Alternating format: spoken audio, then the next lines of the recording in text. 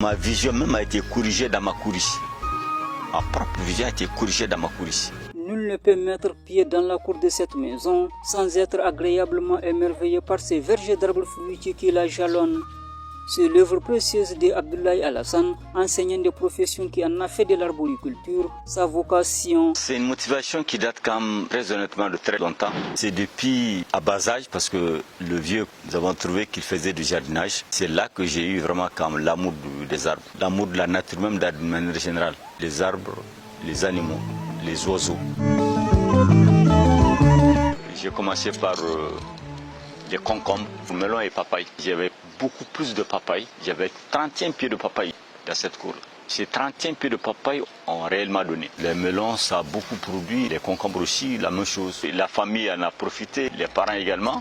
À ce jour, on y trouve plusieurs variétés d'arbres fruitiers plantés. J'en ai pratiquement 19 au total. 19 arbres fruitiers différents évidemment. J'ai de la mandarine, des pommiers, des bananes, des pommes cannelle, de la grenadine, j'ai du jujube greffé, j'ai 2 pieds d'avocat ici, des pamplemousses, j'ai du raisin, des papayes ici, les manguiers j'en ai aussi, les orangers également, des goyaviers.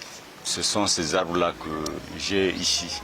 Selon notre arboriculteur, la nature offre des vertus thérapeutiques d'où son attachement à la verdure, comme l'illustre son anecdote. Je suis satisfait de ce que je suis en train de faire, une satisfaction vraiment morale d'abord. Ma vision même a été corrigée dans ma cour ici. Ma propre vision a été corrigée dans ma cour ici. Les verres là, je les porte, c'est vrai, c'est pour travailler. Mais que ma vision soit vraiment corrigée, c'est vraiment avec la présence de la verdure. Parce qu'une fois, quand j'étais encore vers ton cas, c'est un vieux qui me dit que la verdure c'est bien pour les yeux. Et c'est ici à Gounam, dans ma cour, que je me suis rendu compte que ce que le vieux m'avait dit, c'est une réalité. La verdure c'est bien pour les yeux. Je suis constamment au milieu des arbres. Tous les matins,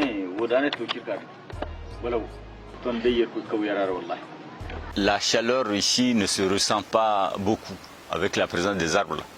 Moi, je ne le ressens pas tellement ici.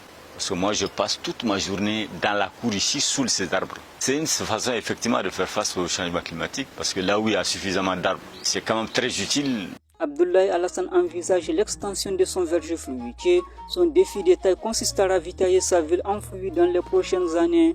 Toutefois, cet objectif ne saurait être atteint sans appui adéquat. Il y avait une pénurie d'eau ici à Gounam. Et en ce temps, c'était des charretiers que je louais. Ils partaient prendre de l'eau dans des barriques. Et c'est avec ça que je continuais vraiment à entretenir les arbres. Les besoins, un point d'eau est vraiment indispensable pour moi. J'ai vraiment besoin d'un point d'eau parce que je continue à arroser avec l'eau du robinet. Mais un château serait très sincèrement le bienvenu ici. Ça m'aiderait beaucoup. Si j'avais un point d'eau aujourd'hui, ça me mènerait quand même très loin. L'homme à la main verte, Abdoulaye Alassane appelle ses concitoyens à s'investir dans l'agroforesterie. La terre ne ment pas, c'est une réalité. Il faut s'investir et ça va marcher. Il n'y a pas un arbre au sud qui ne marche pas au nord ici. Il n'y en a pas. Il faut se mettre au travail. L'avenir est vraiment prometteur parce qu'il y a des gens qui ont commencé déjà à s'investir. Donc, Goundam, dans 10 ans, je crois qu'on n'aura pas besoin vraiment d'aller chercher des fruits. La preuve est là. Les pieds d'avocat, là, c'est beaucoup plus au sud. Et pourtant, on voit bien que ça marche. Mon rêve, c'est vraiment avoir le maximum d'arbres fruitiers et servir évidemment de ça.